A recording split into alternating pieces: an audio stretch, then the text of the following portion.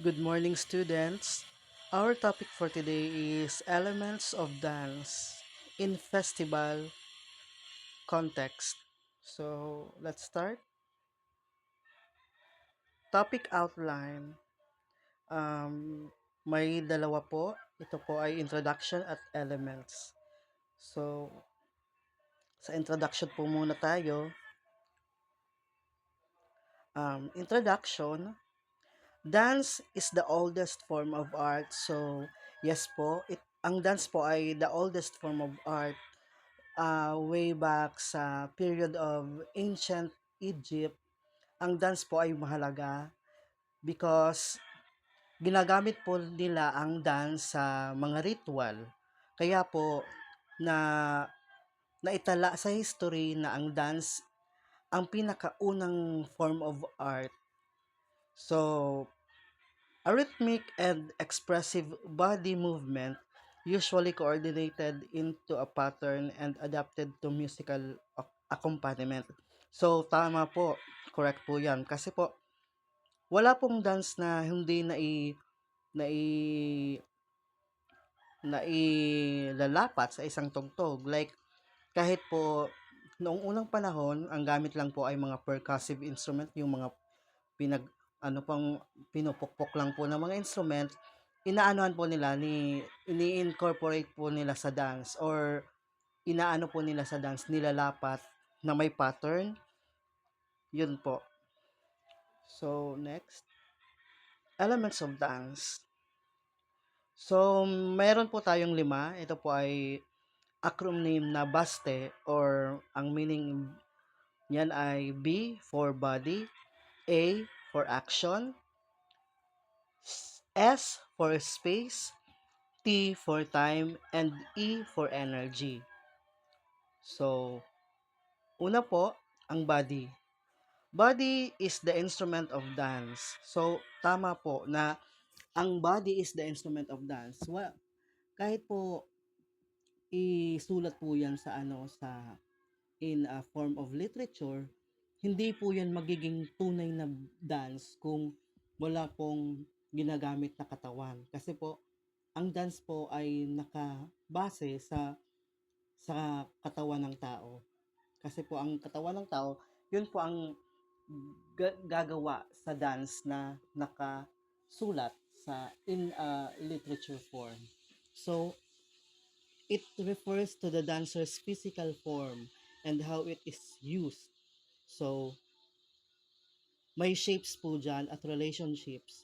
Ang shapes po na sinasabi, ito po yung forma ng katawan. Kung naka-curve, naka-twist, or naka-straight. Ganun po. Or in geometric form. And relationships. Yung bang relasyon ng katawan sa space.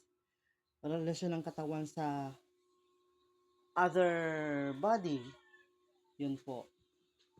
So, importante po yung body kasi dyan po makikita kung anong klaseng anong expression ang pinapakita ng dance or ano ang pinagustong iparating ng isang tugtog in a dance of in a form of dance.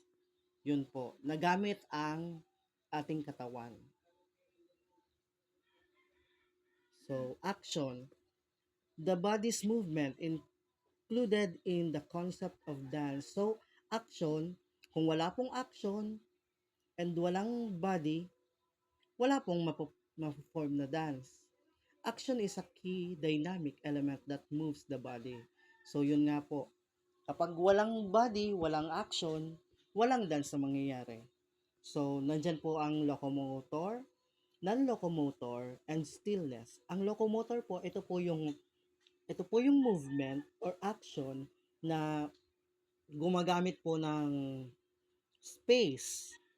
Halimbawa, hindi lang po yung nandyan ka lang po sa nandyan ka lang po sa isang lugar na tinatayuan mo at doon ka lang gagalaw. Gagamit ka po ng space, yun po, yung sa mga paligid mo, ganun.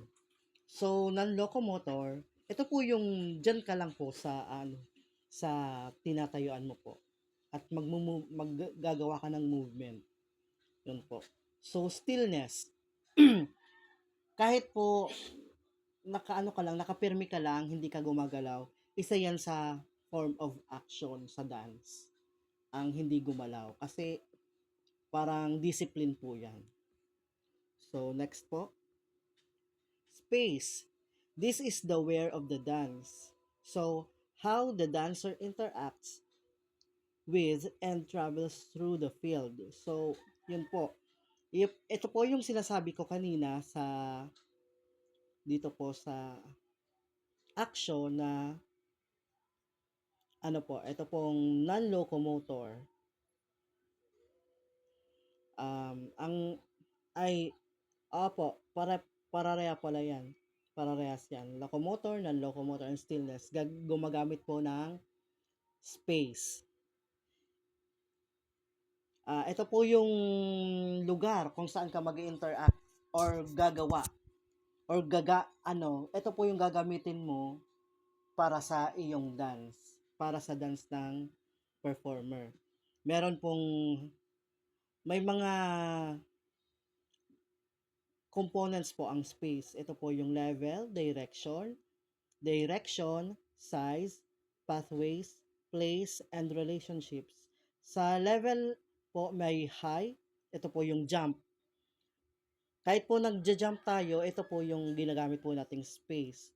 Medium, naka-still lang, nakatayo lang, ito po ginagamit nating space. Or nakaupo or nakadapa or nakahiga sa floor. Ito po ay isa ding space. Sa direction po, forward, paunahan, backward, magsisibog.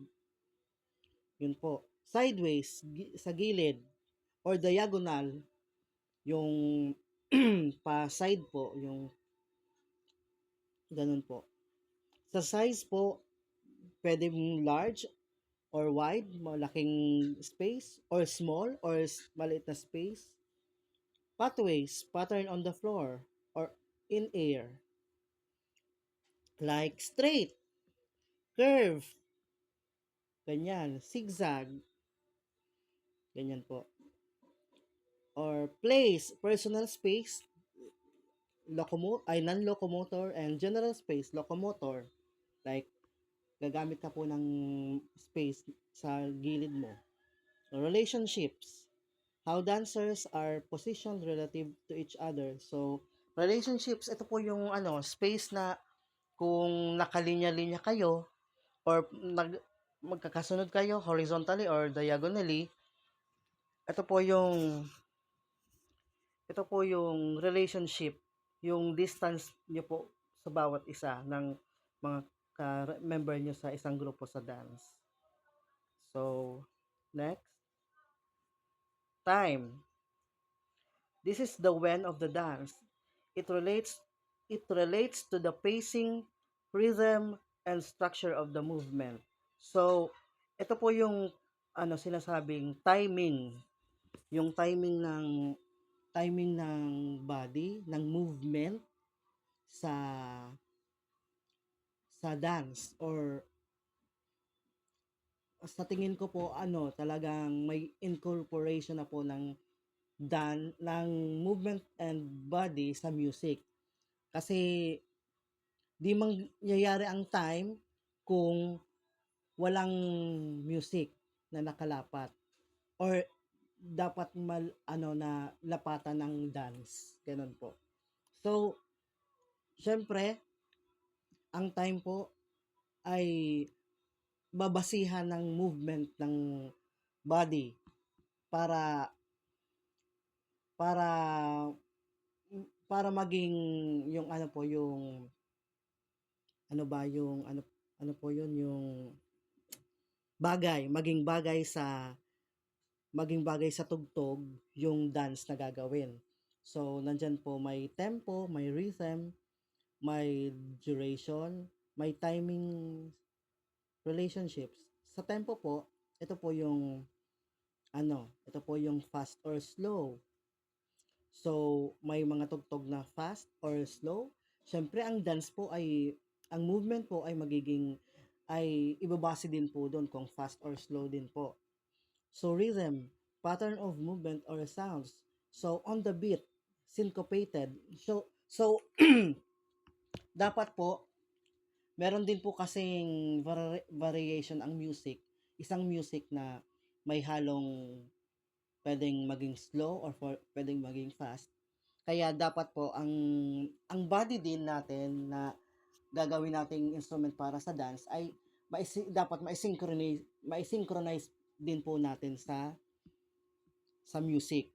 So, yun po yung rhythm na sinasabi. Dapat isi-synchronize po natin yung ating movement dun sa music. And yun po ang sinasabing rhythm. So, duration, how long a movement or stillness lasts.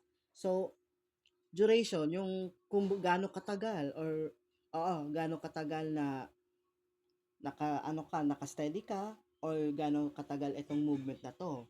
May 16 counts, may 8 counts, may 32 counts, ganyan.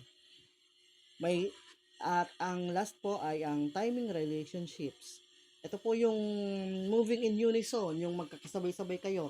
Isang grupo, maliit na grupo, malaking grupo, mas madaming member, ganun.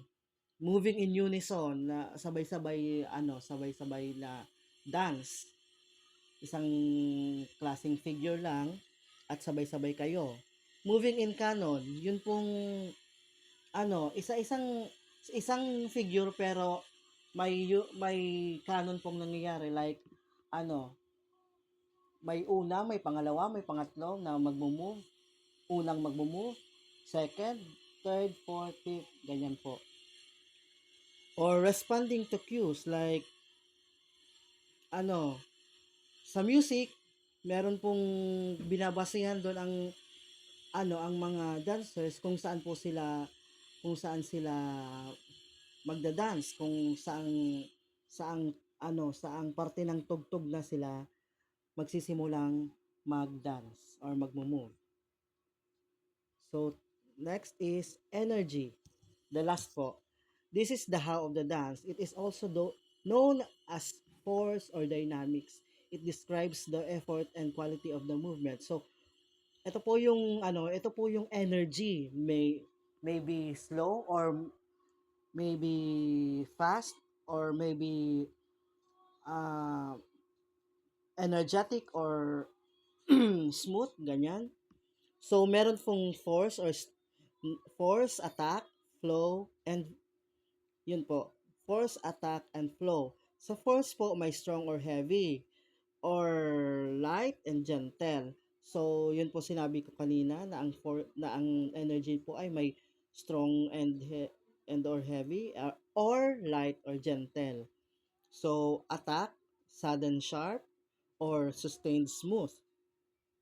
So, flow po is bound, stoppable or controlled. Ito po yung control, lang po yung control lang po yung energy na binibigay para sa dance.